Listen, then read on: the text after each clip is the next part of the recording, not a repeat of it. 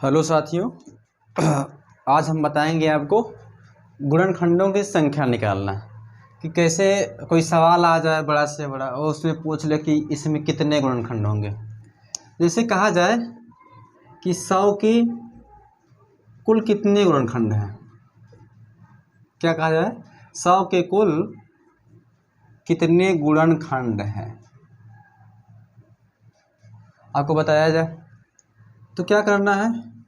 इस 10 को आप क्या कर सकते हैं, अच्छा 10 को पावर कर दे दो भाई। 10 का पावर कितना होता है, 100 होता है। इस 10 को हम क्या कर दें, इस 10 को यहाँ लिख दो 2 गुणे 5 कितना होगा, 2 पचे 10। ऊपर क्या लगाएंगे 2। इसका मतलब इसका भी पावर 2 है तो इसका भी पावर 2 है। अलग कर लो, 2 का पावर 2 और गुणे 5 का पावर 2। क्या निकालना है आपको, कुल कितने गुणनखंड हैं। अभी आपको बताएंगे कि कुल कितने सम होंगे, कितने विषम होंगे और कितने अभाज्य होंगे। तो पूछा है कुल कितने गुणनखंड हैं, जिस संख्या की जितनी घात होगी उस संख्या में एक एक जोड़ के, एक जोड़ेंगे कितना हो जाएगा 3 लिख दिया, गुणे इसमें जोड़िए कितना हो जाएगा 3 लिख दिए, 3 त्रिका कितना हो जाएगा 9। अर्थात 100 के कुल कितने गुणनखंड हैं 9। अर्थात 100 को कुल कितनी संख्या काट सकती हैं 9। अगर आप प्रूव करना चाहें, देखिए 100 यही है, 100 को 1 काटेगा, 2 से कटेगा, 4 से कटेगा, 5 से कटेगा, 10 से कटेगा और किससे कटेगा, 20 से कटेगा, 25 से कटेगा, फिर 50 से कटेगा और कितना 1 2 3 4 5 6 7 8 ये खुद से कटेगा 9 होगा। बड़ी संख्या आ जाएगी तो आपको प्रॉब्लम हो गई, लेकिन इस मेथड से आप उसका फैक्टर करेंगे। फैक्टर करने जो घात बनेगी, घात में 1 प्लस करके गुणा कर देना है, जो आपका आएगा वो गुणनखंडों की संख्या आ जाएगी। तो 100 के कुल कितने गुणनखंड है आप कितना बताएंगे 9। चलिए अच्छा जरा आप थोड़ा बताइए, अगर आपसे पूछ लें सवाल टाइप में, यहाँ कर दे 10 का पावर 20, यहाँ कर दे 9 का पावर 13 और यहाँ कर दे 25 का पावर 4 कर दे। अब आपसे पूछे कि गुणनखंडों की संख्या बताइए, क्या करेंगे आप। पूछा है गुणनखंडों की संख्या, आपको संख्या बताना है, कुल नहीं बताना है। हमने लिखा था कि 100 के कुल कितने गुणनखंड होंगे, तब हमने क्या निकाला था 9। यहाँ कहा जा रहा है कि गुणनखंडों की संख्या बताइए। क्या क्या करेंगे, 2 पचे 10, पावर कितना है 20, यहाँ कितना हो जाएगा 3 त्रिका 9, पावर कितना है 13। अच्छा यहाँ कितना होगा 5 पचे 25, पावर कितना है 4।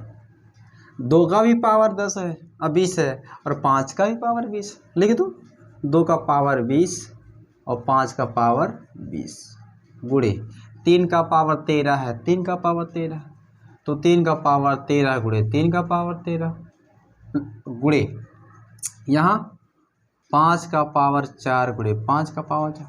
जब पूछेगा कि गुणनखंडों की संख्या बताइए इस रूप में, तो आपको सब कुछ जोड़ देना है। कितना होगा 20 20 40 और 13 दूनी 26, 26 4 30। अब बताओ 40 यहाँ तक हुआ 30, 40 थी 70 हुआ, 70 कितना हुआ 74। इस प्रश्न में अगर पूछे कि गुणनखंडों की संख्या बताइए तो आप कितना बताएंगे 74। ऐसे प्रश्न आएंगे तो आप फैक्टर मेथड से ये गुणनखंडों की संख्या आसानी से बता पाएंगे। चलिए आपको हम बताते हैं कि सम कैसे निकालेंगे, विषम कैसे निकालेंगे और अभाज्य कैसे निकालेंगे। थोड़ा हमारे साथ बने रहिएगा, ऐसे सवाल आप कंपटीशन मिलते हैं तो आप फैक्टर करके आसानी से प्रश्नों को सॉल्व कर सकते हैं। जैसे आपको कह दिया जाए 120 के कितने, 120 के अभाज्य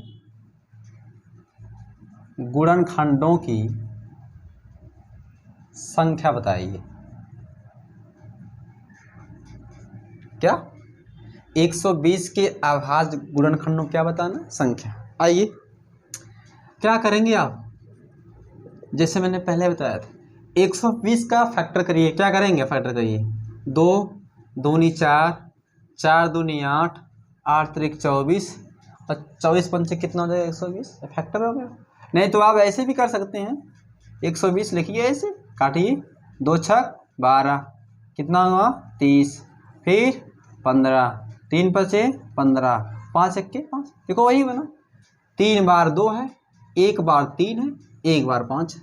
देखो अब अगर हमको इसको घातांक रूप पहले व्यक्त करना पड़ेगा।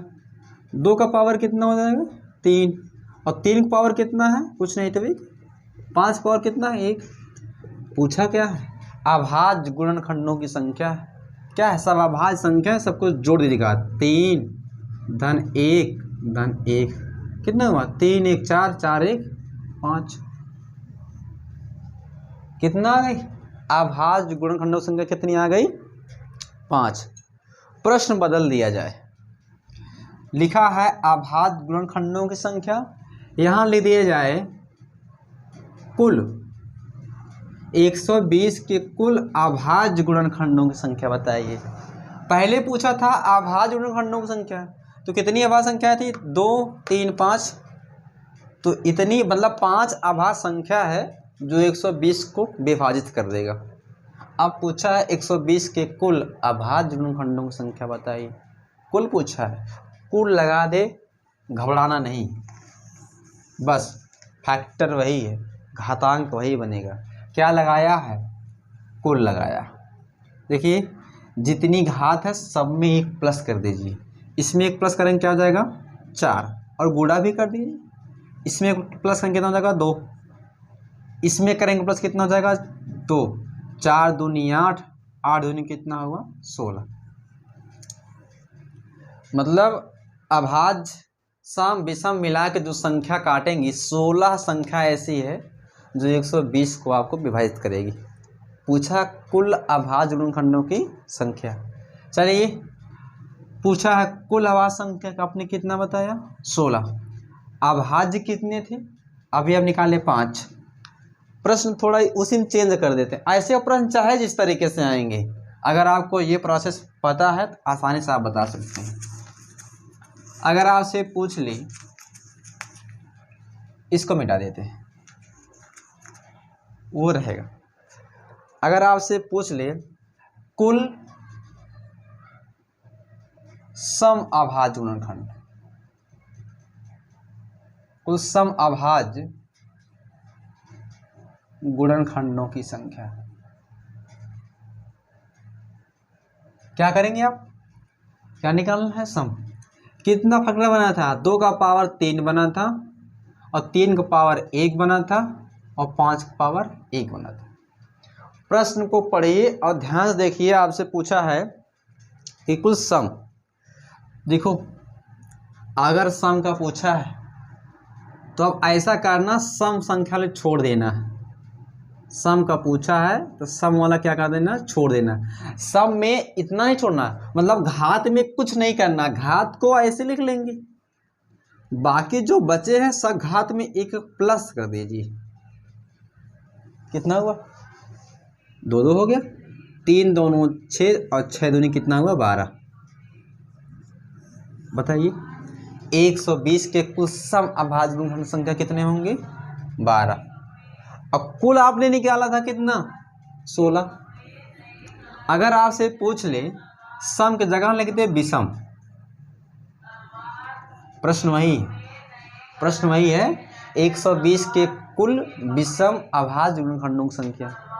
फैक्टर तो यही बना है आपका, लिख लीजिए फैक्टर, 2 का पावर 3, 3 का पावर 1 और 5 का पावर 1। देखो विषम कहेगा, सम वाला एकदम छोड़ देना है, न घात लिखने न कुछ लिखना है, बाकी जो बचा है उस घात में एक एक प्लस करके, घात में एक एक प्लस करके गुणा कर देना है। कितना हो जाएगा 2 दूनी 4। विषम निकालने 2 तरीका है, आपने कुल कितना निकाला था 16, और आपने सम का कितना निकाल लिया है 12। इसी में से 12 घटा दीजिए। भाई कुल 16 था, सम 12 निकालिए तो विषम कितना बचा 4। ये भी एक तरीका, यहाँ मत जाइए। और 4 इससे प्रोसेस से 4 आया है, यहाँ घटाएंगे तो भी 4 आया है। तो ऐसे प्रश्नों को अगर आप सीख गए हैं, 1-2 बार देखेंगे, ऐसे प्रश्न अगर आपसे पूछे जाते हैं, इस तरह से फैक्टर करना है। फैक्टर करने पर आपसे क्या पूछा है, अभाज्यों की गुणनखंड पूछे हैं, कुल अभाज्य गुणनखंड पूछे हैं, सम पूछा है, विषम पूछा है। तो मुझे नहीं लगता अगर आप इसको समझ गए हैं तो आपके प्रश्न में प्रॉब्लम होगी। आप इसको पहले क्वेश्चन को पढ़िए, निकालिए, आसानी से आप जवाब दे सकते हैं। धन्यवाद।